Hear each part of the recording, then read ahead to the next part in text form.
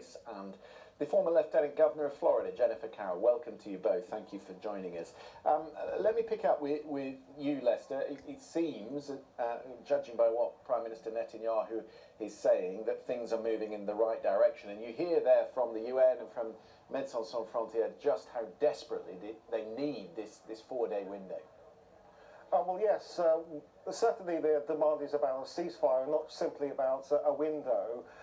So really, we're dealing at the moment with perhaps two different perspectives. The perspective of many of those nations, including Joe Biden, that's been calling for a ceasefire in much of the global south, and the type of rhetoric that we've been hearing from Benjamin Netanyahu and many other actors within the Israeli state that seem intent on destroying Gaza, and with some people even talking about driving them out of Gaza altogether.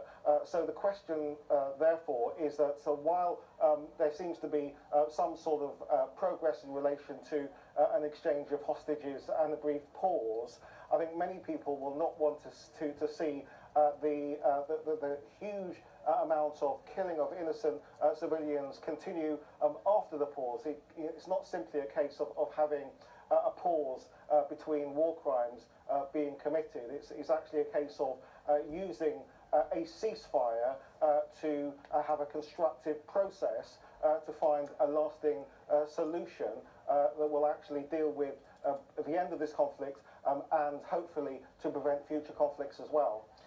Jennifer Carroll, I can imagine there would be some relief in Washington were some of the American hostages to be released tonight or tomorrow, just ahead of the Thanksgiving holiday. Joe Biden says he's been heavily involved in this.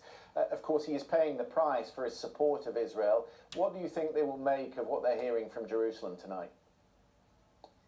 I think they are enthusiastic about the conversations that's occurring and the greater the possibilities of the release.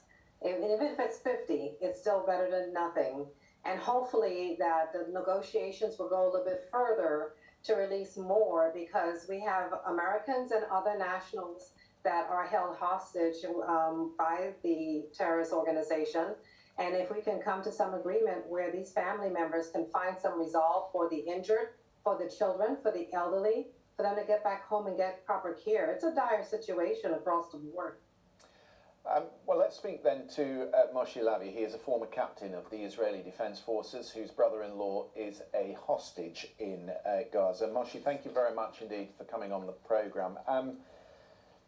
I imagine your feelings will be mixed tonight. Before we talk about who will be released, tell me a little bit about your brother-in-law and how he was taken.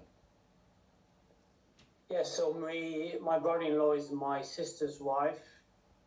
He's a shiatsu therapist and a gardener in Kibbutz Nahal Oz. A lovely man, very gentle, soft-spoken, humanist and spiritual man. On October 7th, my sister Lishai and their two daughters, Roni and Alma, 2.5 years old and 7 months old, were held captive for hours by Hamas terrorists. They were tortured, abused. They were grouped with another family whose one of the daughters was executed by Hamas terrorists, and eventually they were separated.